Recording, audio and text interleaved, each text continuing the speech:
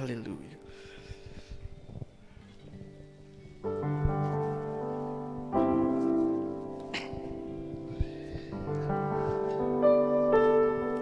Sebab Tuhan baik bagi mereka yang mengasihi Dia. Terima kasih Tuhan. Sinar kemuliaan-Mu Bapa memenuhi di sekelilingku. Ku rasakan hadirat-Mu, Kau tenggelamkan jiwaku. Ku ingin tinggal bersama-Mu. Katakan sinar, sinar kemuliaan-Mu Bapa memenuhi sekelilingku. Ku rasakan hadirat-Mu, Kau tenggelamkan jiwaku. Ku ingin tetap tinggal bersama-Mu. Katakan, oh, ku ingin tetap di sini, menikmati baik-Mu. Oh, ku ingin tetap di sini dan memandang indah wajah-Mu. Ku ingin tetap di sini. Kami mau menikmati bait kudus-Mu Tuhan. Menikmati baik-Mu. Ku ingin tetap di sini dan memandang indah wajah-Mu. Katakan sinar, sinar kemuliaan-Mu Bapa memenuhi di sekelilingku. Ku rasakan hadirat-Mu, Kau tenggelamkan jiwaku. Ku ingin tetap tinggal bersama-Mu. Sinar kemuliaan-Mu Bapa memenuhi di sekelilingku. Ku rasakan hadirat-Mu, Kau tenggelamkan jiwaku. Ku ingin tetap tinggal bersama-Mu. Angkat tanganmu tinggi-tinggi, katakan, ku ingin tetap di sini, menikmati baik-Mu. Ku ingin tetap di sini dan memandang indah wajah. Ku ingin tetap di sini, menikmati baik-Mu. Aku ingin katakan dalam dan memandang indah. Sama-sama angkat tanganmu. Ku ingin tetap di sini.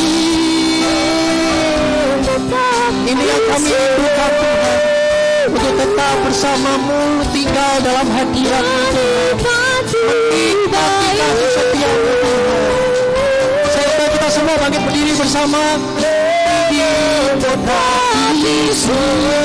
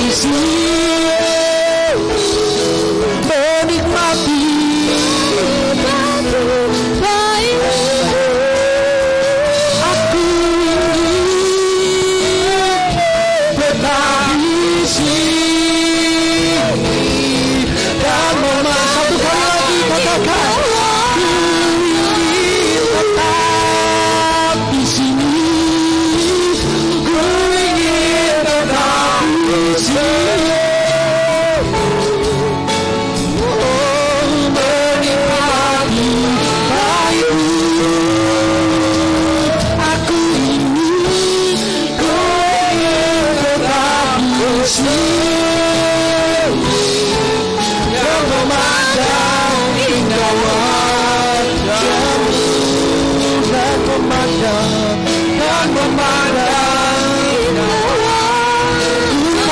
wajahmu Tuhan, dan memandang indah wajahmu.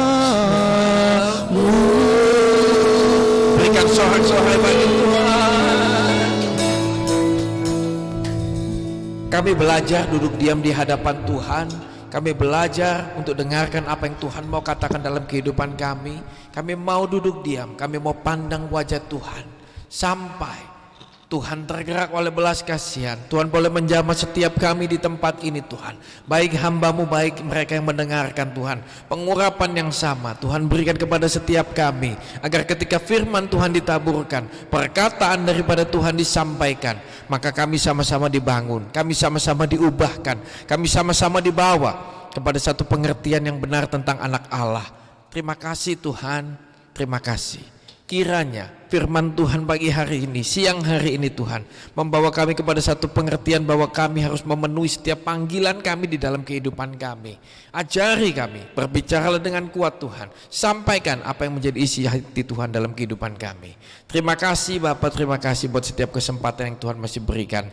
Mari kita yang siap dengarkan kebenaran firman Tuhan, kita berkata sama-sama, amin. Tuhan Yesus memberkati, shalom. Kita buka di 1 Petrus 2:24. Ini tema kita di tema Paskah. Udah ketemu? 1 Petrus 2:24. Nah, satu ayat. Kalau udah ketemu kita baca sama-sama. Ya. Udah ketemu gak? Amin.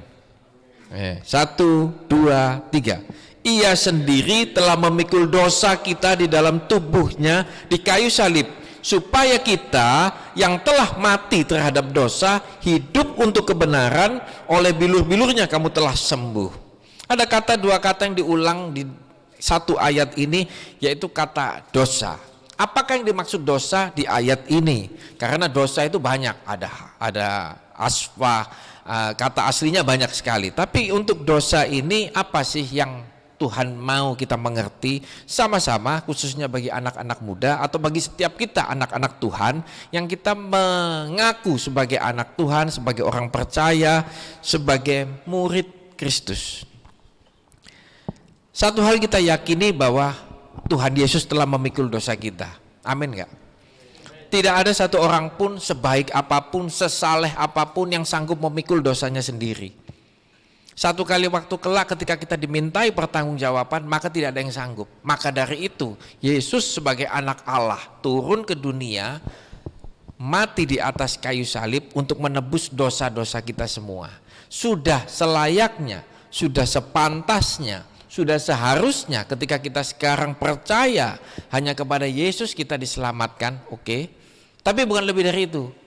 Ketika kita mengaku percaya, maka kita harus hidup menuruti apa yang Tuhan mau.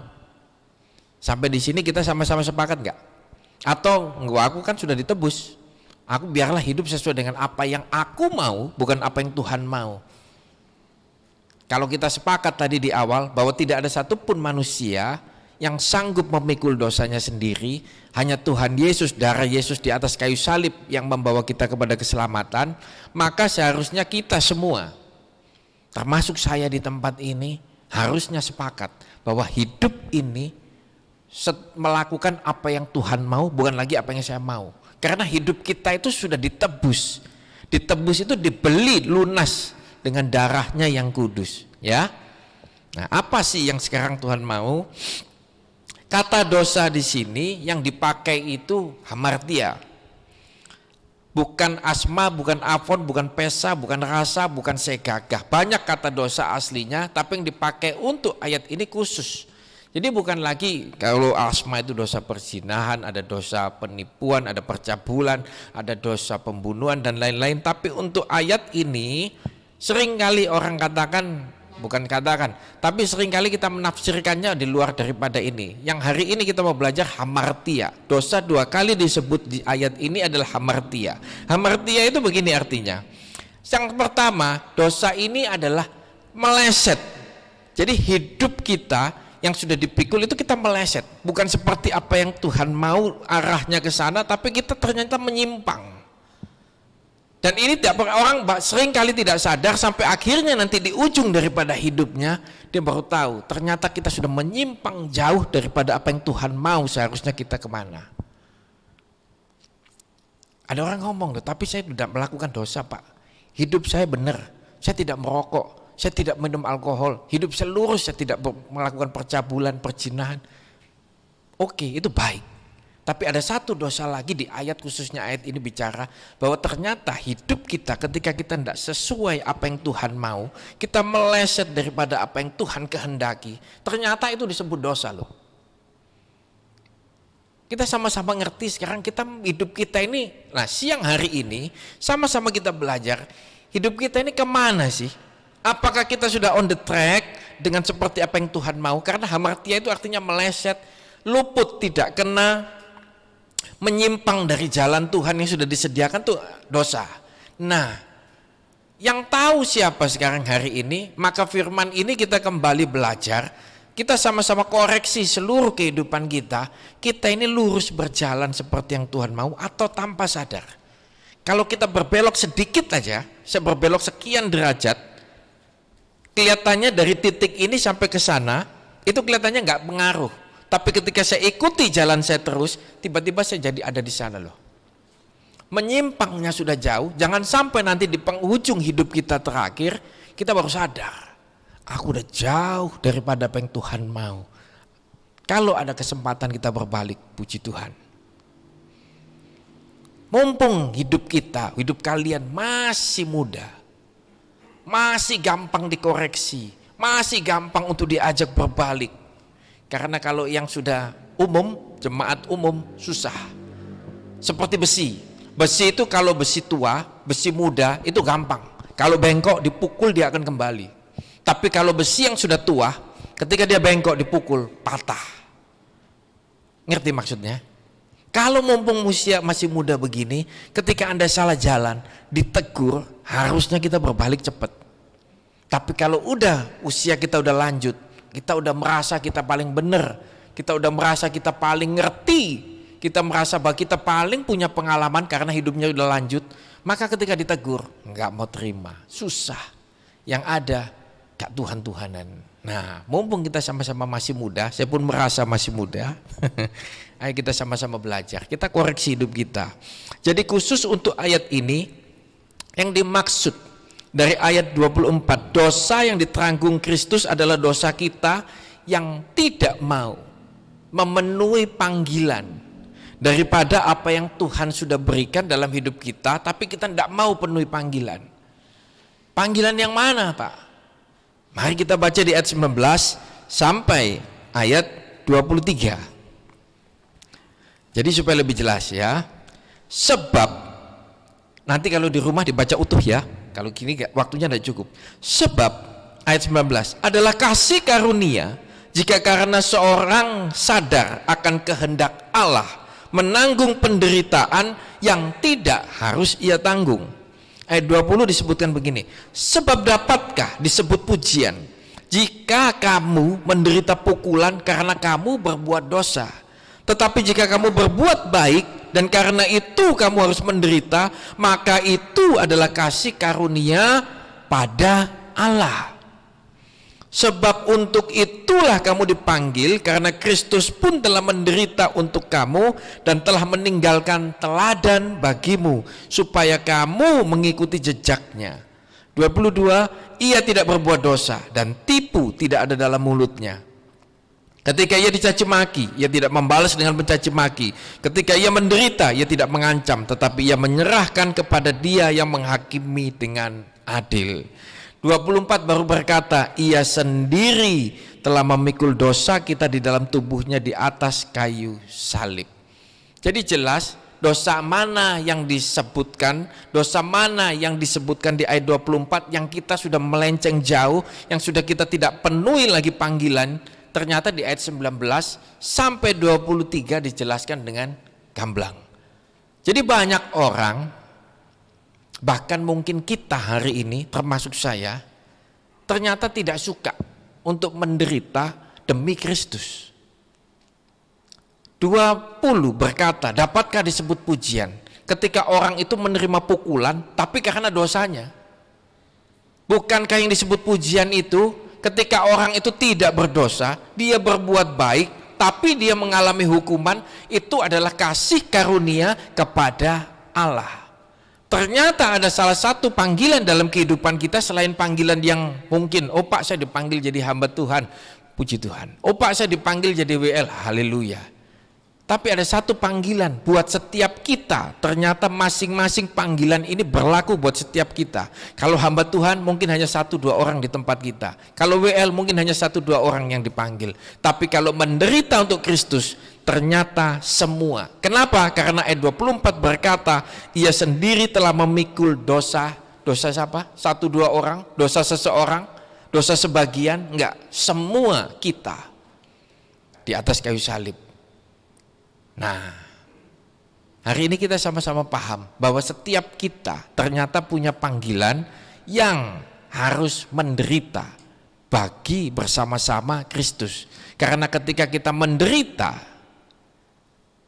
kita sedang memberikan kasih karunia kita kepada Allah. Anak-anak muda di tempat ini, maukah kalau kita disebut menderita? Kadang kita semua tidak mau, termasuk saya. Tapi satu hal, kalau kita ngerti hari ini, hidup ini sudah ditebus oleh Tuhan, tanpa kita sendiri sanggup menebus dosa kita, maka harusnya hidup ini nurut dengan apa yang Tuhan mau. Sebelum dia ngomong gitu, dia ngomong, kamu punya panggilan loh dalam hidupmu. Panggilanmu menderita loh bersama dengan Tuhan. Menderita bersama Tuhan itu ngomong gini loh, ketika kamu sedang berbuat baik, kamu sedang melakukan yang benar, tiba-tiba yang tidak enak terjadi dalam hidupmu. Mungkin anak-anak muda di tempat ini asing dengan pengajaran ini, susah untuk menerima ini dalam konsep pikiran kalian. Tapi dengar baik, dengar baik. Hidup di dalam dunia tidak pernah ada keadilan. Mungkin boleh tanyakan nanti kepada yang sudah senior-senior. Hidup di dalam dunia tidak akan pernah mendapatkan kata keadilan. Setuju? Susah bagi kalian karena kalian belum mengalami. Tapi nanti di dalam kehidupan ini, ketika engkau berjalan di dalam kehidupan ini, semakin engkau beranjak dewasa, semakin bertambah usiamu, maka engkau akan mengerti arti firman ini. Sejak dari muda makanya kita harus belajar. Ketika kita berjalan dalam kehidupan ini, mungkin yang sudah bekerja mulai, yang mau di sekolah tahu, pernah enggak? Ketika saya dulu sekolah masih SMA, ada satu anak tiba-tiba dia nyontek. Nyonteknya itu bukan lagi nyontek yang pelan-pelan, supaya gak kedengeran, enggak, terang-terangan udah. Terang-terangan itu bukan buku, tapi kertas itu ditaruh di atas meja dicontek. Ketika gurunya ngelihat, guru saya ngelihat, itu kertas itu dirobek, bukan dirobek, diremet gini, terus tiba-tiba dilempar sama dia. Nah gurunya itu enggak tahu siapa yang lempar, tapi tahu kertasnya, kan bunyi. Ketika dikemas gini terus dilempar bunyi. Semua disuruh ngaku, siapa yang nyontek. Nah yang depan jujur karena mereka enggak tahu, karena mereka kan enggak ngeliat ke belakang. Tapi yang belakang itu tahu, udah pada ngeliat, udah pada kasak-kusuk, ngerti ya, yang sekolah ya. Dan saya orang yang duduk di depan, tapi bukan saya pada waktu itu. Tiba-tiba gurunya ngomong, siapa? Nggak ada yang ngaku. Yang depan udah, waduh, yang depan udah anak-anak yang biasa duduk depan itu kan anak-anak yang pinter-pinter. Mereka udah pada nggak ngaku semua, mereka juga nggak tahu memang. Tapi karena gurunya ngamuk, tidak ada yang mau ngaku, tidak ada yang mau nunjuk siapa, semua kelas dihukum. Protes semua. Orang anak yang paling seneng, yang paling tidak terbeban dengan hukuman gurunya, dia pelakunya. Kenapa? Karena dia yang bersalah. Tapi bagi kita yang tidak melakukan, kita nggak terima. Benar ya? Itu kadang kita hidup benar, kita masih ngalami itu dalam kehidupan nyata dunia kita. Mungkin kalian yang sedang bekerja, ketika mungkin kalian satu tim diberikan tugas, yang satu kerja di dalam tim itu, yang lain enak-enakan nyantai-nyantai. Tiba-tiba ketika mungkin goal apa yang diberikan oleh tugas, dapatlah mungkin bonus atau apa, maka orang yang nyantai dapat bagian yang sama. Mangkel nggak? Mangkel loh kita ya. Marah loh kita. Kenapa? Dia enak dan tidak kerja, kita yang kerja mati-matian. Ternyata ini yang terjadi. Tapi itu nanti akan kita hadapi dalam kehidupan ini. Dan Tuhan udah ngomong, udah ngajar bahwa nanti ketika kamu buat sesuatu yang baik, maka tidak semua nanti akan berbalik baik dalam hidupmu. Kalau sesuatu itu kau berbuat salah dan kau mendapat pukulan, maka tidak bisa disebut pujian. Tapi ketika engkau berbuat baik dan tiba-tiba sesuatu tidak baik dalam hidupmu, Tuhan stand up with you. Tuhan akan berdiri bersama dengan engkau dan dia berkata, itu pujian. Ayat 20 tadi ngomong. Hari ini kalau saya boleh nanya, siapa yang dalam hidupnya merasakan adil?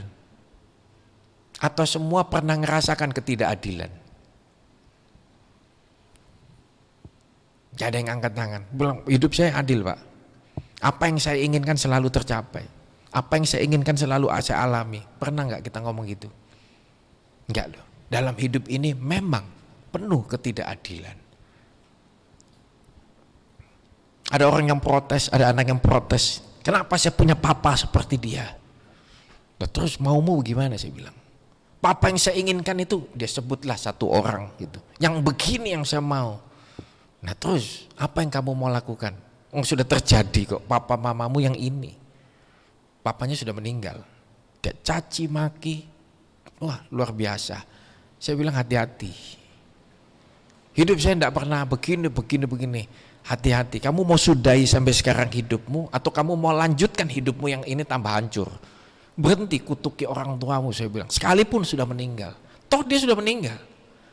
Saya tidak bilang orang tuamu benar. Enggak. Salah, tapi dia sudah meninggal. Ngapain lagi kamu kutuki terus kamu bandingkan dengan sosok lain?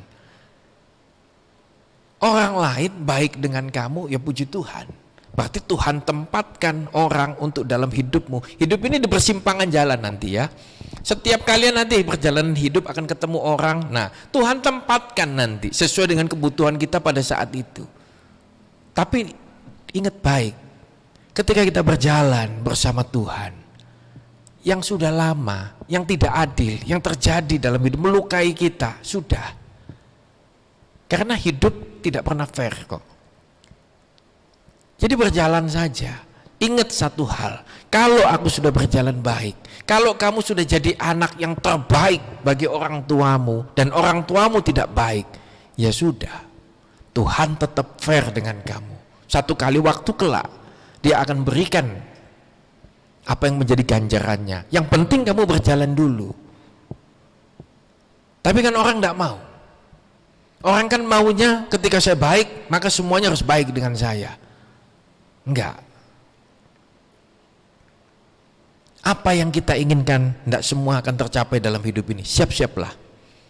Siap-siap. Supaya kita tidak mudah kecewa jadi anak Tuhan. Supaya tidak mudah ngata-ngatain Tuhan, supaya tidak menyalahkan keadaan, nyalahkan orang lain. Enggak. Mungkin kamu sudah sekolah, aku sekolah jurusan ini, kepingin jadi ini. Ternyata ketika kamu sungguh di dalam dunia kerja, tiba-tiba enggak seperti yang kita harapkan sih. Ternyata enggak bagus-bagus amat mungkin karir kita atau semua. Enggak. Tuhan sedang membuka jalan lain dalam hidupmu. Ikuti. Mungkin kita yang sudah kerja mati-matian untuk membayar sekolah kita, tapi ternyata ada aja, udah nabung, dipakailah mungkin untuk kebutuhan orang lain, kebutuhan saudara kita, adik kita. Tidak apa-apa. Hidup memang bukan bicara tentang bagaimana kita harus dapatkan apa yang kita inginkan, tapi hidup bicara bagaimana sikap kita, respon kita. Ketika kita sudah berbuat baik, ternyata yang terjadi tidak baik. Kalau kita siap ini, maka sesuatu Tuhan siapkan dalam hidup ini. Apa sih untungnya kalau kita ini mau memikul Kita ini mau memenuhi panggilan Tuhan yang menderita untuk sesuatu yang tidak kita buat. Apakah Tuhan itu iseng? Enggak, Tuhan enggak pernah iseng. Apakah Tuhan itu terus memang sengaja supaya kita menderita begitu? Enggak. Tapi dia siapkan yang baik. Gini loh. Ketika orang anak Tuhan atau kita anak-anak muda di tempat ini, kita sekarang mulai di usia kalian yang seperti ini, kalian ngerti bahwa nanti hidup itu tidak adil, bahwa sesuatu akan terjadi, dan ketika engkau sudah berbuat baik, engkau menderita, engkau tahu, engkau ingat firman hari ini, siang hari ini, maka begini, satu kali waktu kelak Tuhan akan memberikan ganjarannya dalam hidupmu. Apa untungnya kalau sekarang saya menderita karena saya sudah berbuat baik?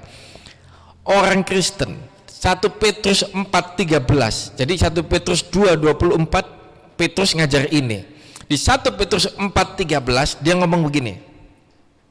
Sebaliknya, bersukacitalah sesuai dengan bagian yang kamu dapat dalam penderitaan Kristus, supaya kamu juga boleh bergembira dan bersukacita pada waktu Ia menyatakan kemuliaannya. Jadi dengan kata lain gini, orang Kristen itu harus turut dalam penderitaan Kristus dan menerima penderitaan sebagai bagian dalam kehidupannya. Tuhan Yesus itu tadi di ayat 24 sebelumnya disebutkan sebagai teladan. Dia loh tidak bersalah tapi dicaci maki.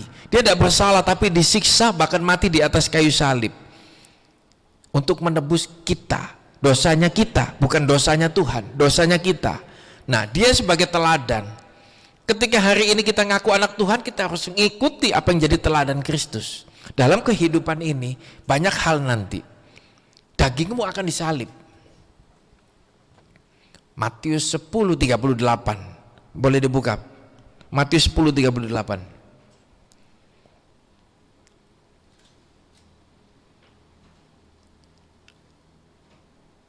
Barang siapa tidak memikul salibnya dan mengikut aku, ia tidak layak bagiku. Jadi salah satu syarat untuk menjadi layak di hadapan Tuhan, kalau 1 Petrus 4:13 berkata bahwa satu kali waktu ketika Tuhan menyatakan kemuliaannya, maka kita akan mendapat bagian bersukacita bersama. Di Matius 10:38, salah satu syarat untuk menjadi layak bagi Tuhan adalah memikul salibnya. Salibnya itu bukan salibku. Ayat ini tidak berkata barang siapa tidak mau memikul salibku, salibkunya besar, salibnya Tuhan, maka ia tidak layak, bukan. Tapi salibnya. Jadi setiap kita ini nanti punya salibnya masing-masing. Di dalam mengikut Tuhan perlu daging ini nanti disalibkan satu persatu. Tidak akan langsung sekaligus, enggak. Tenang, satu persatu. Mulai dari sejak nanti setiap kalian beranjak dewasa, maka kalian nanti akan mengerti kehidupan ini pelan-pelan. Yang saya jelaskan nanti sesuai dengan ini, bahwa sejak dari masa mudamu engkau akan mengalami ayat 24. Karena Tuhan Yesus memberikan teladan bukan hanya kepada orang yang berumur dewasa, orang yang sudah menikah, enggak. Buat semua orang dia mati, dan buat semua orang dia menjadi teladan. Semua orang hari ini bicara tentang kalian semua, anak-anak muda. Sekalipun mungkin kalian hari ini belum merasakan, belum mengerti dengan semuanya, tapi dengar baik, hidupmu akan terus berjalan, umurmu akan terus bertambah, dan seiring bertambahnya umur, bebanmu mulai bertambah. Siapa yang masih sekolah? Sekolah SMA BB. Nah, kalau SMA tugasnya ngapain? Paling bikin PR, ketemu gurunya, selesai. Yang mulai kuliah siapa yang kuliah? Satu, S2 sudah kau sudah angkat. Paham banget ya. Ketika mulai kuliah, tugasnya mulai lain loh. Bebannya bertambah loh. Siapa yang mulai kerja? Yang mulai kerja. Coba rasain. Enakan kuliah, enakan SMA atau kerja? SMA enak ya, pulang sekolah, lapar pulang. Entah ada apapun di rumah tinggal makan. Iya ya? Gak punya duit bensin mau ke sekolah, minta. Itu anak SMA. Tapi ketika mulai kerja, mulai pusing gak, Bit? Ya, Pak. Coba ndak penuhi target, Senin ini bosi.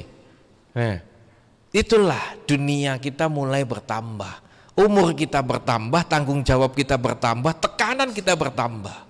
Gesekan kita akan bertambah, salib kita akan bertambah. Nah, disinilah kedewasaan kalian nanti akan mulai seiring bertambah waktu bertambah. Yang kedua, keuntungan kita ketika kita mau memenuhi panggilan kita adalah menderita bagi Kristus itu suatu cara. Supaya apa? Supaya rohani kita, manusia rohani kita itu dewasa. Ibrani 2:10. Jadi gini, ketika kita hidup, semua seperti apa yang kita inginkan dalam hati kita tiba-tiba ada dan terjadi dalam hidup kita. Semuanya.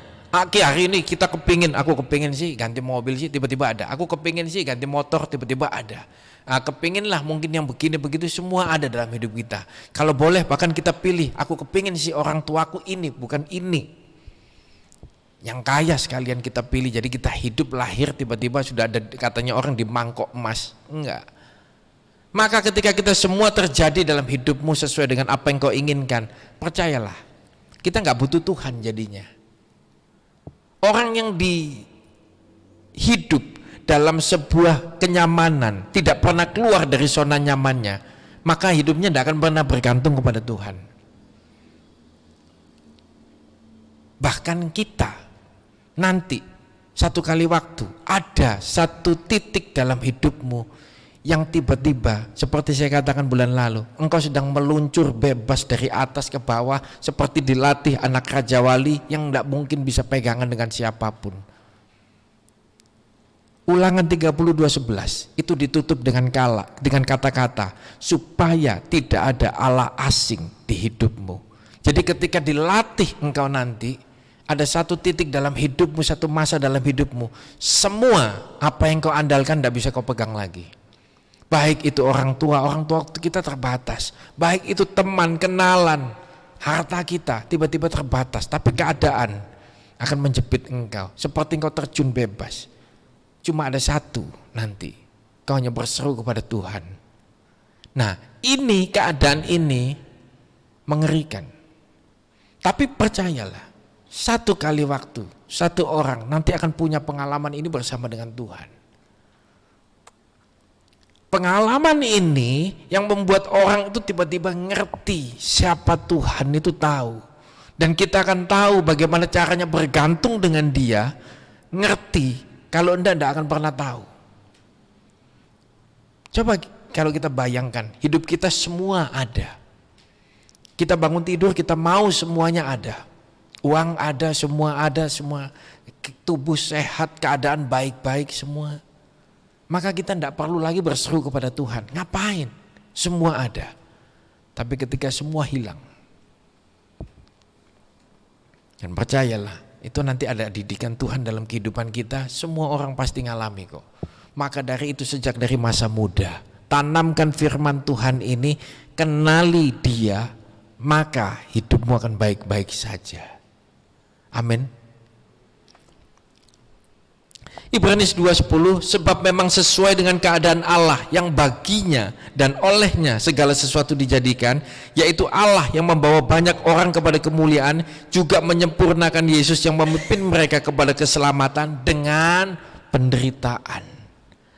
Ternyata pimpinan Tuhan kepada keselamatan itu seiring kadangkala dengan penderitaan yang kita alami.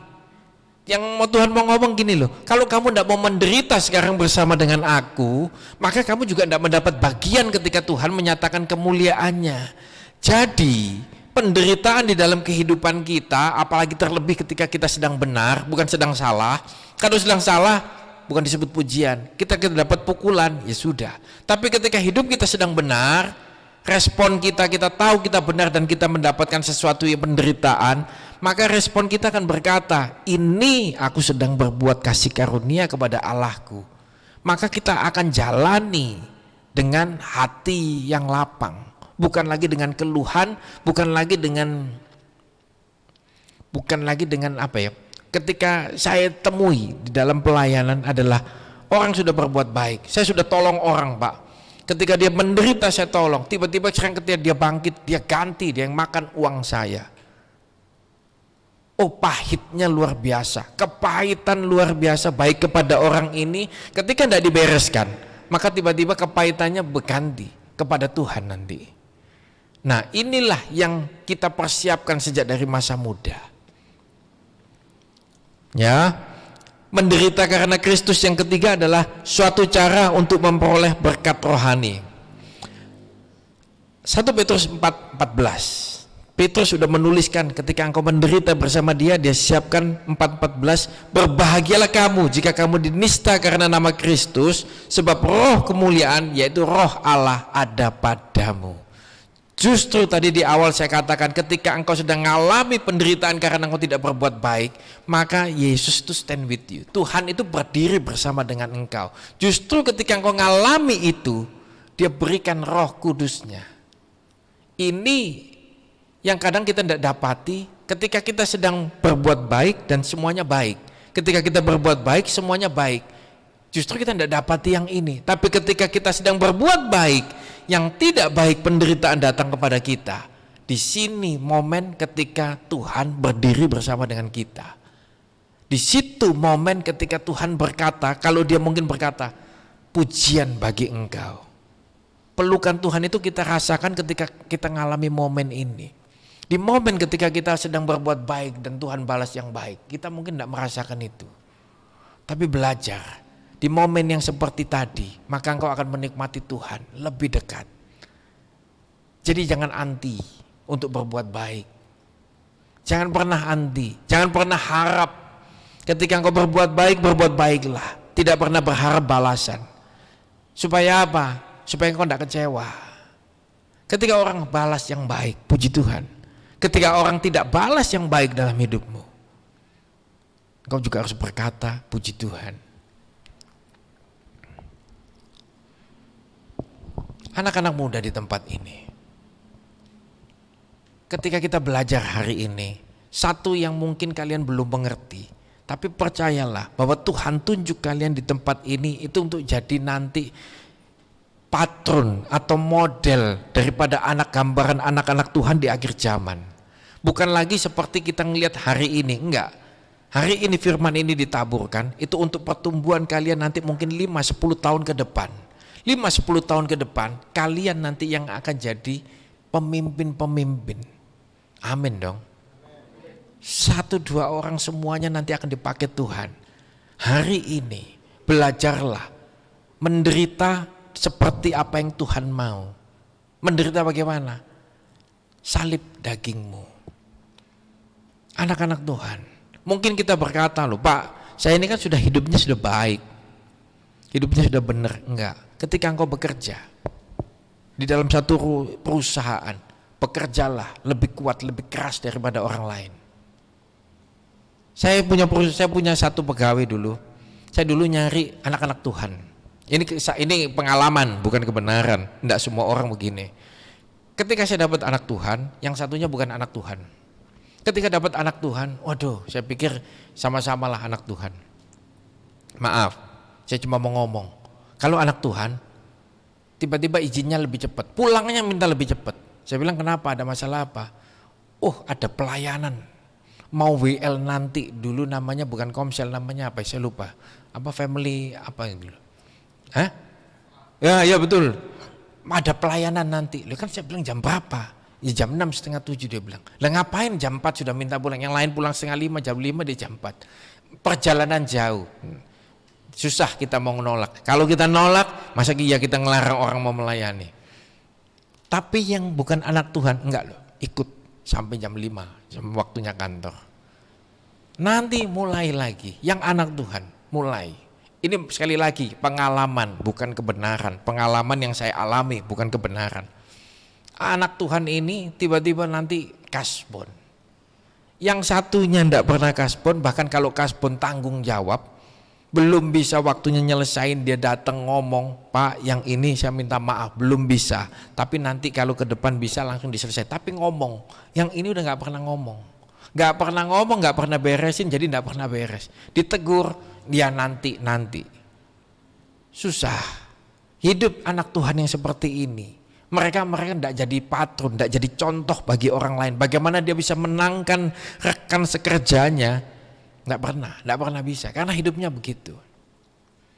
Ketika dalam dunia kerja, Rasul Paulus ngomong, aku bekerja 2 kali lebih keras daripada orang lain. Rasul Paulus itu dipakai Tuhan loh. Dia ngomong gini bukan karena dia diserang oleh rasul-rasul lain. Dia ngomong, aku kerja 2 kali lebih keras. Harusnya kita anak-anak Tuhan, ketika kita ditempatkan dimanapun, kita begitu loh. Kalau kita sekolahlah. Bila perlu anak-anak Tuhan yang jadi juara kelas. Supaya apa? Supaya orang lain tahu ada Tuhan sedang menyertai engkau. Ketika engkau di dunia sekuler, bekerjalah lebih keras sampai orang lain tahu ada Tuhan sedang menyertai engkau. Ketika kita sedang bersikap bergaul dengan orang lain, bergaullah dengan baik sampai orang lain tahu. Bahkan maaf, ini mumpung masih muda, saya berkati nanti ketika pernikahan, hari ini yang ketika pacaran, dengar baik, pacaranlah dengan baik. Jangan bikin malu Tuhanmu. Bersikaplah dengan baik ketika engkau berpacaran. Kenapa? Saya nggak melarang orang berpacaran. Enggak, kalau memang sudah waktunya malah kami mendorong. Pak Budi juga mendorong, semua mendorong. Tapi ayo berpacaran dengan baik sampai nama Tuhan dipermuliakan. Kenapa? Orang lain sedang melihat engkau loh. Engkau dijadikan tolak ukur, kita dijadikan patron, kita dijadikan satu model. Oh begini anak Tuhan kalau pacaran. Nah, kenapa saya ngomong mulai sejak dari youth? Karena nanti akan ketemu saya ketika di pemberkatan. Dan banyak anak-anak muda yang diberkati, mereka tiba-tiba udah tidak kudus. Saya tidak sedang menyalahkan orang, enggak. Tapi mumpung sejak dari muda, saya pesen yang baik. Anda sedang dilihat orang, Anda sedang dinilai oleh orang. Suka tidak suka, hidupmu sedang dinilai oleh orang. Ya, mari kita hidup sama-sama, berjuang supaya anak-anak muda di tempat ini satu kali waktu kelak orang akan dapati kalian jadi pemimpin. Sejak dari masa mudamu engkau sudah dinilai oleh orang. Ya. Yang berikutnya adalah tujuannya supaya hidup kita dengan kematian Kristus, kita itu hidup untuk kebenaran. Setelah kita itu sekarang memenuhi panggilan kita, Tuhan Yesus sudah mati di atas kayu salib untuk menebus memikul dosa kita, supaya kita hidup dalam kebenaran. Hidup dalam kebenaran itu di kayu sone. Jadi begini, apa tujuannya? Bagaimana kita bisa hidup dalam kebenaran kalau kita ternyata jauh daripada panggilannya Tuhan? Jadi gak mungkin kita bisa hidup dalam kebenaran kalau kita tidak pernah penuhi panggilan kita. Bagaimana kita bisa hidup dalam kebenaran kalau kita tidak pernah mau menderita demi Kristus? Itu tujuannya. Nah, supaya kita bisa dapat hidup kebenaran adalah manusia itu agar dapat kita itu mencapai apa yang Tuhan mau. Itu di kayu sona, hidup dalam kebenaran, hidup seperti apa yang Tuhan mau dalam hidup kita, yaitu hidup sesuai teladan Kristus. Pertama-tama, untuk membuat engkau hidup sesuai dengan teladan Kristus, maka kita belajar menderita bagi Kristus. Yang kedua, hiduplah dengan integritas. Di kayu sone itu hidup dengan integritas. Hidup dengan integritas itu hidup sekalipun mungkin pastor youthmu tidak lihat, teman-temanmu youthmu mungkin tidak lihat, tapi engkau hidup lurus, maka Tuhan itu tetap ada melihat kita loh. Perkataan integritas itu, kelakuan hidup kita dengan perkataan kita itu sama. Kita hari-hari ini mudah menemui orang lain yang dengan segala karismanya, dengan segala kepintaran pengetahuannya, dengan segala macam fasih lidahnya, itu bisa menarik orang banyak datang kepada dia, dan dia gunakan untuk motivasi keuntungannya dia. Hari-hari ini banyak, baik itu pemimpin di luar maupun pemimpin di dalam gereja maupun pelayan Tuhan. Hati-hati, integritas itu barang yang langka hari ini. Karena orang lebih rela untuk dia dikenal orang sekalipun tidak punya integritas. Lebih suka orang itu terkenal, dipuja orang sekalipun tidak punya integritas. Tapi hari ini banyak orang tidak rela untuk tidak dikenal orang, untuk tidak dipuja orang, tapi dia hidup sesuai lurus dengan integritas. Hidup dengan integritas. Itu perkataan dengan hati kita sama. Ada orang, tidak ada orang. Dilihat orang, tidak dilihat orang. Dipuji atau tidak, tetap kita berlaku seperti apa yang Tuhan mau. Memang gak enak. Disanjung orang, enak. Daging kita ketika disanjung orang tiba-tiba kita naik. Senang kita disanjung orang. Wah, hebat begini begitu. Tapi ketika kita turun dari mimbar, bukan itu. Hidup kita dihitung Tuhan bukan ketika saya sedang ada di mimbar, tapi ketika saya turun sampai di situ. Mulai dari situ hitungannya mulai. Apa yang saya khotbahkan Tuhan catat. Kita semua nanti begitu. Apa yang kita sampaikan itu nanti dicatat Tuhan. Satu kali waktu kelak nanti akan dikembalikan Tuhan. Percayalah, yang sudah pernah menyampaikan firman Tuhan pasti ngerti hal ini. Dan ketika kita sedang mengalami semua apa yang kita khotbahkan, kita berteriak minta tolong, Tuhan cuma ngomong, kan udah dikhotbahin, udah pintar kan. Nah sekarang tinggal melakukannya. Sering kali terjadi. Maka dari situ saya ngerti integritas itu, apa yang kita sampaikan dengan apa yang kita lakukan sama. Saya bukan hanya didapati, nanti kita didapati pintar berkhotbah, pintar melayani, tapi di dalam kehidupan kita Tuhan gak berkenan. Anak-anak muda, ayo ketika engkau melayani, melayanilah dengan tulus, layanilah dengan baik sebaik-baiknya. Ketika engkau nanti selesai melayani kembali ke dunia masing-masing, nama Tuhan tetap dibawa. Jangan ketika melayani di tempat ini, kita melayani dimanapun kita jadi wah rohani banget, malaikat minder sama kita. Tapi ketika kita turun, kita kembali ke dunia nyata, ganti, iblis yang minder dengan kita. Jangan, anak-anak muda, hidupmu masih panjang. Tuhan bisa pakai luar biasa. Jadi hari ini kita belajar, ya. Sama-sama kita akan belajar bahwa hidup ini nanti ke depan kalian akan mengalami ketidakadilan dalam hidupmu. Nggak usah kaget, siap-siap hidupmu ketika engkau mengalami itu, maka engkau tahu memang bukan Tuhan rancangkan yang jahat, tapi memang Tuhan izinkan supaya engkau sedang memberikan kasih karuniamu kepada Bapa. Kedua, ketika dia izinkan terjadi sesuatu hal seperti itu, maka dia mau engkau punya hidup yang lebih baik. Dia mau engkau bertumbuh dewasa, hidupmu penuh integritas. Ya, dimanapun nanti berada, maka nama Tuhan dipermuliakan melalui kehidupanmu. Amin. Mari. Saya undang pemusik maju ke depan, kita sama-sama.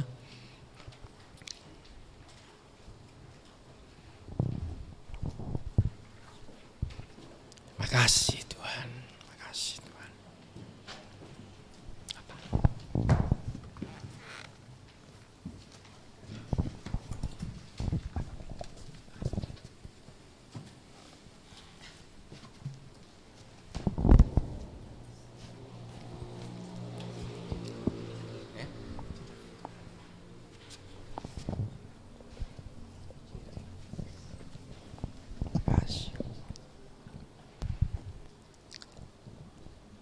Siapkan hati kita, angkat tangan kita di hadapan Tuhan, buka hatimu. Kalau firman Tuhan ini mungkin belum kita mengerti semuanya, tapi mari izinkan Tuhan untuk bekerja di dalam hati kita. Tuhan uji hati kita sampai Tuhan dapati hati kita murni di hadapan Tuhan. Terima kasih Yesus.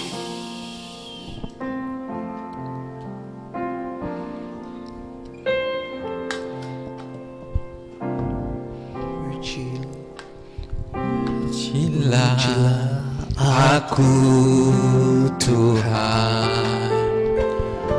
cobalah aku Tuhan, selidiki batinku dan hatiku,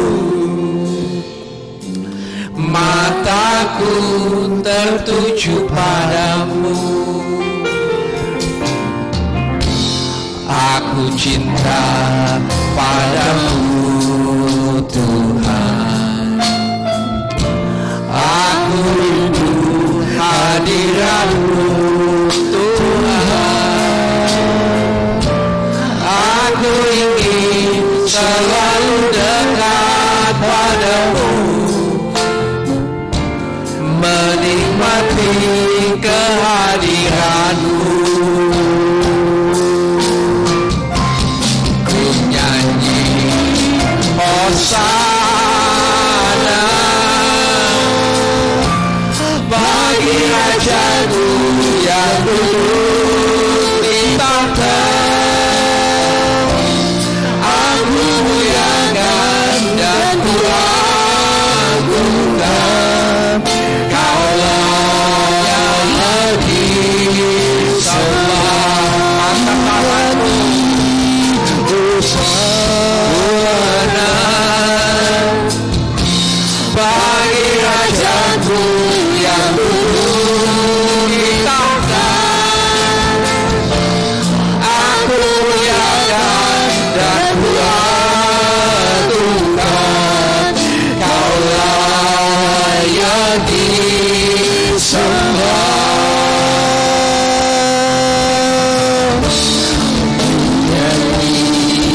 Hosana, kami sembah Engkau siang hari ini Tuhan, bagi Rajaku yang duduk di tahta. Ku muliakan dan ku agungkan, Kaulah yang disembah. Anak-anak muda di tempat ini dengar baik. Di dalam hidup ini tidak akan ada kita pernah mengalami keadilan dalam hidup ini. Tapi yang Tuhan mau ketika waktu itu tiba, pengalaman itu terjadi dalam hidupmu, maka firman ini ingat baik. Responi kejadian tersebut, pengalaman tersebut dalam hidupmu dengan satu iman bahwa Tuhan sedang mengajar engkau. Ketika engkau alami itu dan kau terima semuanya, maka engkau sedang memberikan kasih karuniamu kepada Tuhan. Karena Tuhan sudah terlebih dahulu memberikan teladan kepada kita. Belajar untuk menderita bagi Kristus. Satu kali waktu kelak, ketika Tuhan nyatakan kemuliaannya, maka kita akan menjadi orang-orang bilangan yang boleh menikmati sukacita bersama dengan Tuhan. Dalam nama Yesus, Bapa, hamba-Mu berdoa, setiap anak-anak muda di tempat ini Tuhan, sekalipun mereka hari ini belum mengalami firman ini, tapi hamba-Mu berdoa di dalam nama Yesus, tuntun setiap langkah hidup mereka. Ketika usia mereka semakin bertambah, pengalaman hidup mereka semakin bertambah, maka kekuatan daripada Tuhan juga menyertai hidup mereka.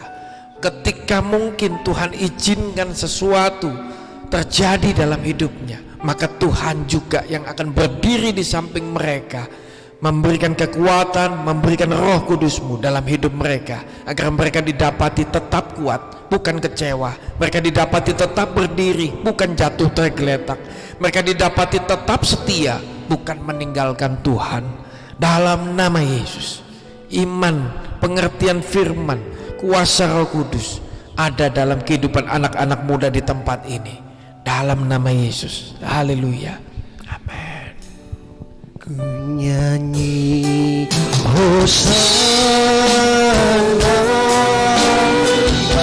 oh bagi Rajaku yang duduk, aku muliakan dan ku agungkan, Kaulah yang disembah. Hosana,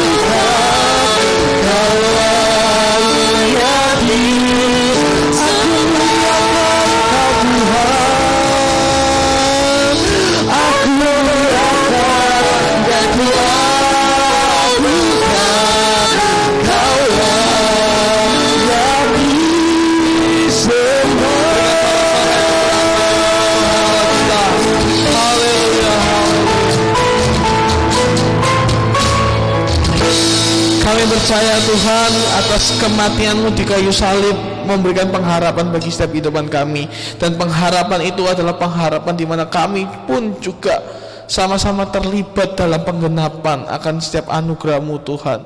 Untuk itu meteraikan setiap firman Tuhan pada siang hari ini, biarlah lewat kematian-Mu di atas kayu salib boleh menjadi satu dasar bahwa kami mau menghidupi sama seperti yang Engkau telah teladani bagi kami Tuhan. Untuk itu pakai setiap kami Tuhan, biarlah firman yang ditabur pada siang hari ini boleh sama-sama memberkati, menguatkan kami, menuntun kami di masa muda kami, sehingga kami tidak hilang arah, kami tidak menjadi anak muda yang terhilang, anak muda yang tersesat, tapi kami mau Tuhan, kami menjadi anak muda yang siap untuk memikul salib-Mu, siap terlibat dalam karya keselamatan-Mu Tuhan. Berkati hamba-Mu Pak Teguh yang sudah boleh sama-sama memberikan apa yang menjadi isi hati-Mu pada setiap kami Tuhan. Kau mau tambah-tambahkan hikmat, tambah-tambahkan pewahyuan, kami otoritas surga menyertai buat Pak Gembala. Kami percaya Tuhan, biarlah makin hari Pak Gembala boleh dipakai Tuhan secara luar biasa untuk membawa kami masuk dalam penggenapan janji-Mu Tuhan. Dan tiba saatnya juga Tuhan kami akan memberikan persembahan yang terbaik. Bapak, kiranya Kau memberikan persembahan ini, kami tahu bahwa kami memberi ini untuk kemuliaan nama-Mu. Kami mau memberi ini dengan penuh sukacita, sebab kami sadar Tuhan, Engkau telah terlebih dahulu memberkati kami, sehingga kami mampu untuk memberkati bagi pelayanan kerajaan-Mu tempat ini Tuhan. Hanya dalam nama Tuhan Yesus, haleluya, amin. Persembahan bisa dijalankan. Sambil persembahan dijalankan, teman-teman akan ada beberapa pengumuman, yaitu yang pertama, jangan lupa kita kembali lagi ibadah seperti biasa dalam satu minggu ke depan ya. Misalnya doa malam setiap hari Kamis jam 7 malam, lalu juga ada ibadah raya jam 9 pagi setiap hari minggunya, lalu youth seperti biasa jam 12 siang seperti yang kita lakukan siang hari ini. Dan untuk minggu depan kita akan dilayani oleh Pendeta Tony Nardi. Jadi teman-teman pastikan untuk bisa ikut dalam ibadah youth. Lalu untuk komsel akan kita lakukan di minggu kedua bulan Mei. Jadi teman-teman bisa juga catat dari sekarang untuk jadwal komsel yang akan kita selenggarakan di hari Sabtu minggu kedua bulan Mei. Sekian pengumuman. Tuhan Yesus memberkati. Puji nama Tuhan. Mari kita akhiri ibadah pada siang hari ini. Saya undang kita semua bangkit berdiri.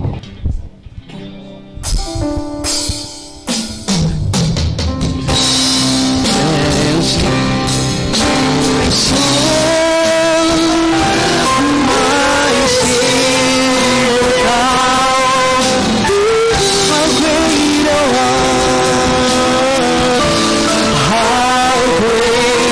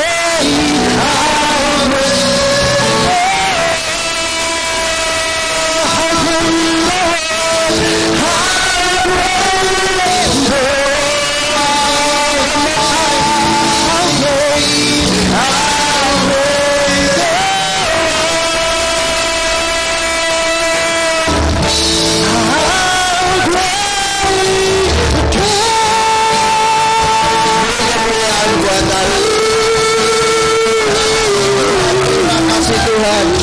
Terima kasih Tuhan, betapa besar, ajaib dan luar biasanya Allah kami, Tuhan Yesus Kristus, yang mana kami puji, kami sembah pada siang hari ini Tuhan. Dan kami mulai menerima kebenaran firman-Mu, didikan-Mu untuk membuat kami semakin hari boleh semakin mengerti kehendak Tuhan dalam kehidupan kami.